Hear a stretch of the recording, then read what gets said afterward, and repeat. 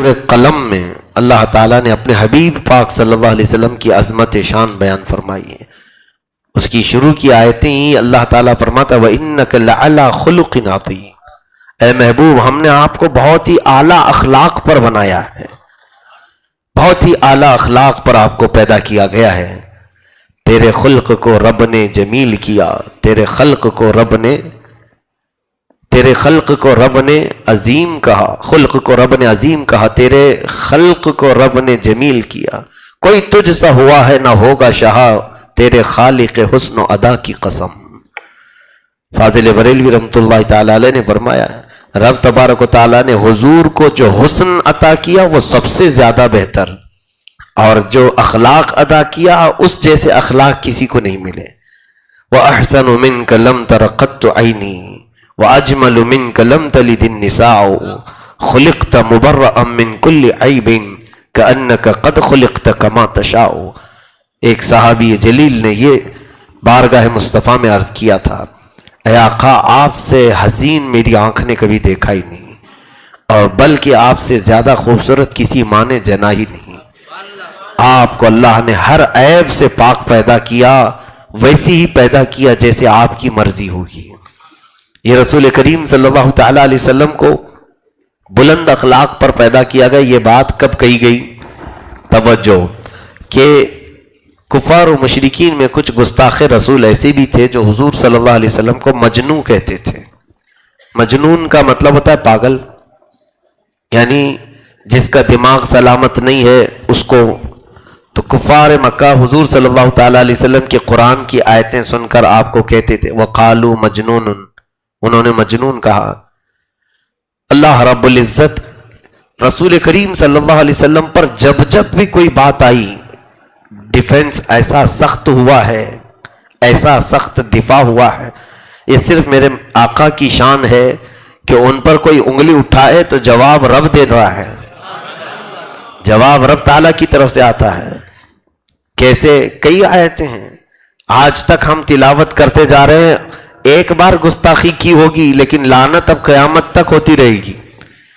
ابو لہب نے کہا تھا کہ محمد کیا تو نے ہمیں اس لیے جمع کیا؟ جب حضور نے پہلی بار دعوت دی تھی تو اس نے برے جملے استعمال کیے، کہا تبن لک یا محمد، تیرے ہاتھ ٹوٹ جائیں یا تو برباد ہو جائے اے محمد صلی اللہ علیہ وسلم، معاذ اللہ رب العالمین. تو اس نے جب یہ جملے کہے، میرے آقا صلی اللہ علیہ وسلم کو پہلی مرتبہ کسی نے نازیبا جملہ کہا تھا، کیونکہ جب تک آپ نے اسلام کی دعوت نہیں دی تھی کوئی گالی دینے والا نہیں تھا مکہ میں. جہاں اسلام کی دعوت دی گالی پہلی آئی تو حضور کے قلب خاطر پر بہت ہی اثر پڑا. رب تعالیٰ نے آیتیں نازل فرمائی، تبت یدا ابی لہب و تب، رب تعالیٰ کی طرف سے نازل ہوئی. اے محبوب آپ کا نہیں، آپ کو برباد ہونے کی بات کر رہا ہے وہ. ابو لہب کے ہاتھ برباد ہو جائے، اسے نہ اس کا مال فائدہ دے نہ اس کی کمائی فائدہ دے، حتیٰ کہ اس کی بیوی حمالۃ الحطب، اس کے گلے میں پھندا پڑے گا اور اسی میں مرے گی وہ. یہ سب بشارتیں اس سورے میں آئی، ہو بہو وہی ہوا. چند دنوں کے بعد ابو لہب کے جسم میں اتنے کیڑے پڑ گئے تھے، سڑ گیا تھا،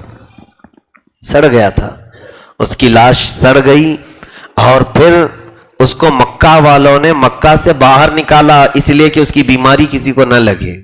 ایسی بربادی کہ اس کے بچے، اس کے ہی بیٹوں نے، 3 بیٹے تھے، انہوں نے گڑھا کھود کر کے ڈال دیا لاش کو مکہ سے باہر، اور اتنے پتھر ڈال دیے کہ کہیں سے اس کی کوئی چیز نظر نہ آئے. اس کی اولاد نہیں. بربادی کس کی ہوئی؟ اللہ رب العزت نے نبی کی طرف اٹھنے والی انگلی کو ہمیشہ دفاع فرمایا اور سخت ترین جواب دیا. اور پھر ایک بار اس ابو لہب نے یہ بھی کہا تھا، حضور کے بیٹے کا انتقال ہوا تو اس نے کہا کہ محمد ابتر ہے. ابتر اقطع کہتے ہیں جس کی نسل کٹی ہوئی ہے. حضور کے کوئی بیٹے نہیں تھے تو اس نے یہ بات کی. اللہ کے حبیب صلی اللہ علیہ وسلم کو ناگوار گزری. رب تعالیٰ نے دفاع کیا، انا اعطیناک الکوثر، اے محبوب ہم نے آپ کو خیر کثیر دیا ہے، فصلی لربک وانحر، آپ اپنے رب کی عبادت کریں، قربانیاں کریں. ان شانئک هو الابتر، اے محبوب آپ نہیں، آپ کا دشمن کٹی ہوئی نسل کا ہے. اور آج تک بتاؤ مجھے ابو لہب کی نسل ہے کہاں؟ ابو جہل کے اولاد کون ہیں؟ اگر کوئی فخر سے بولتا ہے تو اسے سامنے لاؤ، کوئی نہیں ہوگا۔ اور آج چاہے کتنا بھی بگڑا ہوا کیوں نہ ہو، وہ ابو لہب اور ابو جہل کی طرف اپنے نسب کو ہرگز نہیں منسوب کرے گا۔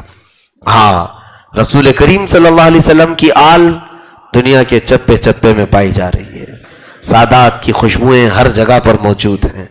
عزیزان گرامی، اسی طرح سے ایک بار وحی کا سلسلہ رک گیا تھا، کافی دنوں تک وحی نہیں آئی، قرآن کی آیتیں اترنا رک گئی تھی، موقوف ہو گئی تھی، 15 دن 20 دن کے قریب تک کوئی وحی نہیں آئی۔ تو یہ بات پھیلتی ہے، تو کافروں نے یہ بات شروع کر دی، ودع رب محمد محمدا، محمد کے رب نے محمد کو چھوڑ دیا۔ ودع رب محمد محمدا، محمد کے رب نے محمد کو چھوڑ دیا، اب نہیں آنے والی۔ حضور صلی اللہ علیہ وسلم کو یہ بات بھی ناگوار گزری۔ جب جب قلب پر آپ کے کوئی اثر پڑا، رب نے پوری آیت یا پوری سورہ اتار دی۔ رب تعالیٰ نے سورہ نازل فرمائے، والضحیٰ واللیل اذا سجا، محبوب کے چہرے انور کی قسم، ان کے زلف معمبری کی قسم۔ ہاں، اللہ تعالیٰ فرماتا ہے، ما ودعک ربک وما قلا، نہ آپ کے رب نے آپ کو چھوڑا ہے نہ کچھ کم کیا ہے، بلکہ یہ ہے وَلَلْآخِرَةُ خَيْرٌ لَكَ مِنَ الْأُولَىٰ، اے محبوب آپ کی ہر آنے والی گھڑی پچھلی گھڑی سے بہتر ہے۔ وَلَسَوْفَ يُعْتِيكَ رَبُّكَ فَتَرْضَىٰ، اور ان قریب آپ دیکھیں گے آپ کا رب آپ کو اتنا دے گا کہ آپ راضی ہو جائیں گے۔ کون بہلا رہا ہے؟ رسول کریم صلی اللہ تعالی علیہ وسلم پر کبھی کسی نے انگلی اٹھائی تو آپ کی دل کی تسکین کے لیے آیتیں آ گئیں۔ اسی لیے شاعر نے بہت اچھے انداز میں کہا ہے، آغاز سے اخیر تک قرآن ہے نعت مصطفیٰ، آغاز سے اخیر تک قرآن ہے نعت مصطفیٰ، محبوب کے بیان کا کیسا انوکھا ڈھنگ ہے۔ رب تبارک و تعالیٰ نے اپنے حبیب صلی اللہ تعالیٰ علیہ وسلم کا دفاع کیا۔ آج جو ہم نے آیتیں تلاوت کی، سورہ قلم میں بھی یہی معاملہ ہوا ہے کہ ایک ولید بن مغیرہ نام کا شخص تھا مکہ میں، تو وہ حضور صلی اللہ علیہ وسلم کی بڑی گستاخی کرتا تھا، حضور کی شان میں برے برے جملے، اور اللہ کے حبیب صلی اللہ علیہ وسلم کی جب کوئی گستاخی کرتا ہے تو اس نے حضور کو مجنون کہا، حضور کو دیوانہ کہا، کبھی کہا کہ ان کے اوپر مرگی کے اثرات ہوتے ہیں، معاذ اللہ رب العالمین۔ یہ پروپیگنڈا اس نے پھیلایا تو رب کو کب گوارا ہو۔ اللہ نے اس کی مذمت میں 10 برائیاں گنا دیں، اس کی 10 برائیاں گنا دیں۔ اسی سورہ میں، سورہ قلم میں اللہ تعالیٰ نے گنانا شروع فرمایا، فَلَا تُطِعِ الْمُكَذِّبِينَ وَدُّوا لَوْ تُدْهِنُ فَيُدْهِنُونَ وَلَا تُطِعْ كُلَّ حَلَّافٍ مَّهِينٍ ہمازٍ مشاء بنمیم مناع للخیر معتد اثیم عتل بعد ذلك زنیم۔ اللہ تعالیٰ نے جو اس کی برائیاں گنائیں، جھوٹی قسم کھانے والا، حد سے زیادہ بڑھنے والا، لوگوں کو دھوکہ دینے والا، یہ سب گنا کر کے اللہ نے ایک بہت ہی سیکریٹ خرابی بھی اس کی بتا دی، زنا سے پیدا ہونے والا، زنا سے پیدا ہونے والا۔ یہ تو بہت بڑا عیب ہے، کسی کے نسب اور نسل کے بارے میں کہہ دیا جائے۔ جب یہ آیتیں ایک ساتھ اتری تھیں تو صحابہ کرام تو خوشی ہو گئی کہ یہ ولید بن مغیرہ کے لیے آئی ہیں آیتیں، اسی کی طرف اشارہ ہے کہ حضور کو بول رہا تھا بہت، اب لو رب نے جو اندر کی باتیں تھیں وہ بھی بیان کر دی۔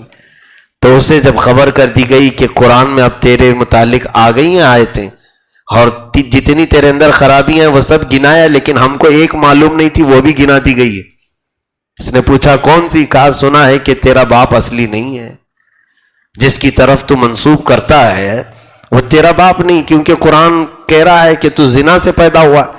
وہ بالکل بپھر گیا، غصے میں آیا، کہا کہ قرآن میں جو 9 خرابیاں ہیں وہ تو مجھے لگ رہی ہے کہ میرے اندر ہے، یہ 10ویں تو صرف میری ماں کو ہی معلوم ہوگی۔ وہ دوڑتا ہوا اپنے ماں کے پاس آیا اور اس کو گرا کر کے اس کے سینے پہ بیٹھ گیا، گلے پر ہاتھ رکھ کر کے کہا سچ سچ بتا میں کس کا بیٹا ہوں؟ مغیرہ میرے باپ کا نام ہے جو مشہور ہے، ولید بن مغیرہ، مغیرہ کا بیٹا، تو میرا باپ مغیرہ ہے یا نہیں؟ تو اس کی ماں نے کہا بیٹا تو اب اصلی باپ کا ہوتا تو ماں کے سینے پہ تھوڑی چڑھتا. اس عورت نے کہا کہ بات در حقیقت یہ ہے کہ میں ایک چرواہے کے عشق میں مبتلا ہو گئی تھی، تو اس چرواہے سے مجھ سے زنا ہوا، اسی سے حمل ٹھہرا اور تو اسی کا بیٹا ہے. ماں نے بتا دیا. اب اندازہ کیجئے قرآن کا ایک لفظ بھی جھوٹ کا شبہ بھی نہیں ہو سکتا.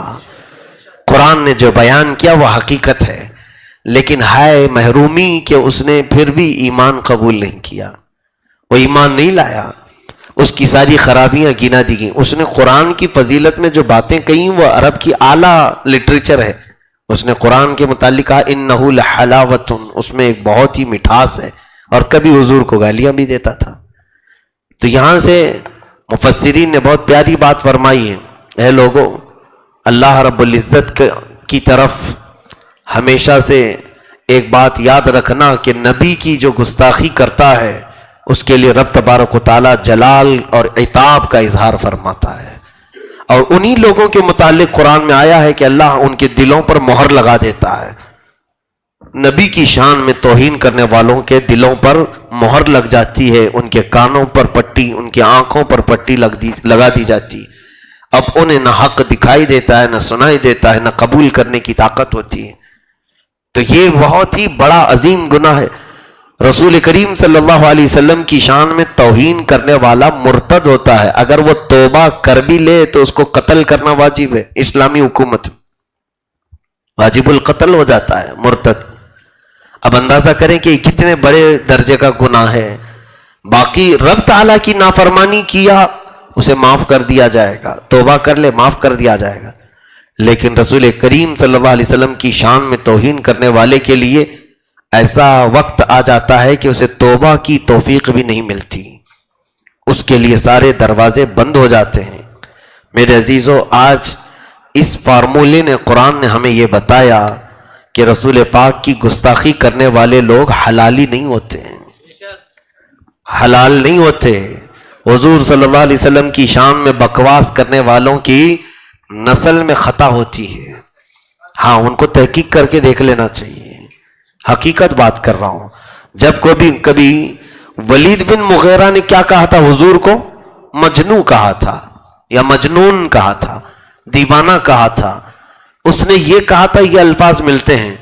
لیکن ہائے افسوس، اس سے بڑے بڑے لوگ جن کے نطفے خطا کر گئے ہیں، ایسے بھی لوگ آئے جنہوں نے حضور کو پاگلوں اور بچوں سے مشابہت دی تھی. کہا کہ حضور کے علم غیب کی کیا خصوصیت، اتنا علم تو پاگلوں، بچوں، جانوروں سب کو ملا ہوا ہے. کسی نے یہ کہا شیطان کو بھی اتنا علم ملا ہے جتنا نبی کو ملا ہے. کسی نے یہ کہا کہ حضور کا خیال نماز میں آنا گدھے اور بیل کے خیال سے بدتر ہے. کسی نے کہا معاذ اللہ رب العالمین کہ حضور صلی اللہ علیہ وسلم کو ہم نے اردو سکھایا ہے. یہ تمام چیزیں کیا ہیں میرے عزیزو؟ یہ وہی ولید بن مغیرہ والی باتیں ہیں. اب ان کے متعلق کیا کہا جائے؟ پھر ان کو ہم یہی دعوت دیں گے کہ آپ اگر ماں زندہ ہیں محترمہ تو سوال کریں، جیسے ولید بن مغیرہ نے پوچھا تھا. جا کر کے پوچھ لے، یقیناً یہ نکلے گی کہیں نہ کہیں چیز. اور جس کے نسل میں خطا ہوتی ہے اس کے متعلق امام غزالی رحمۃ اللہ علیہ فرماتے ہیں ایک بہت بڑی بات ہے میرے عزیزو. یہ صرف گستاخی کی بات نہیں، اس سے قبل بھی میں نے کہا ہے کہ پہچاننے کے لیے اولاد کو دیکھو کہ جو بزرگوں کے نام سے ڈرتا ہے، بڑے ادب سے نام لیتا ہے، اور ان کے متعلق کوئی جملہ کہنے سے بار بار ڈرتا ہے، سمجھ لو کہ اس کا نسب صحیح ہے. اور آپ نے لکھا ہے کہ جو بزرگوں کے بارے میں بات کرنے میں بالکل آزاد خیال ہوتا ہے، جو منہ میں آیا بول دیا بڑوں کے متعلق، کہا گیا ہے کہ وہ حلال نطفے کا نہیں ہوگا، اس کے نسب میں خطا ہوتی ہے. یہ ایک بہت ہی بڑا پیمانہ ملا ہوا ہے گستاخوں کے متعلق. اسی لیے صرف اپنے اولاد کو بھی یہ سکھائیں کہ کسی کے بھی متعلق بات کرنے سے پہلے 1000 بار سوچیں، چاہے وہ علماء کرام کیوں نہ ہوں، اولیاء کاملین کیوں نہ ہوں، فقہاء کرام کیوں نہ ہوں، اپنے جو ماں سبق گزر چکے ان کے متعلق، جو اور تم سے بڑے ہیں ان کے متعلق جملے اپنے زبان پر لانے سے پہلے 1000 بار سوچو. اور جو صحیح النسب ہوتا ہے، حلال طریقے سے دنیا میں آیا ہوتا ہے، اسے خوف بہت ہوتا ہے. خوف اس کے دل پر طاری رہتا ہے، کہیں مجھ سے کفر نہ ہو جائے، کہیں مجھ سے رب ناراض نہ ہو جائے، کہیں میں گر نہ جاؤں، ذلیل نہ ہو جاؤں، اسے خوف ہوتا ہے. اور جو ذلیل ہوتا ہے پہلے سے، حرام نطفے سے پیدا ہوا ہے، اسے کسی چیز کا خوف نہیں، نہ خدا کا خوف، نہ رسول کا خوف، نہ اسے بگڑنے کا اور گمراہ ہونے کا ڈر، کسی چیز کا ڈر نہیں ہوتا. تو یہ ہمیشہ یاد رکھیں کہ گستاخی اور بے ادبی یہ صرف اور صرف ہماری زبان کی خرابی نہیں بلکہ نسب کی بھی خرابی بتاتی ہے، ہمارے نسل کی خرابی بھی بتاتی. اللہ تعالی ہمیں ایسے گستاخوں سے بھی محفوظ رکھے اور ہماری نسلوں کو قیامت تک مولا عاشقان مصطفیٰ میں پیدا فرمائے. عزیزان گرامی، یہ رسول کریم صلی اللہ تعالی علیہ وسلم کی شان میں نازل ہونے والی آیات کہ جب بھی کبھی کسی نے دشمنی کی تو جواب کہاں سے آیا؟ مولا کی طرف سے. اب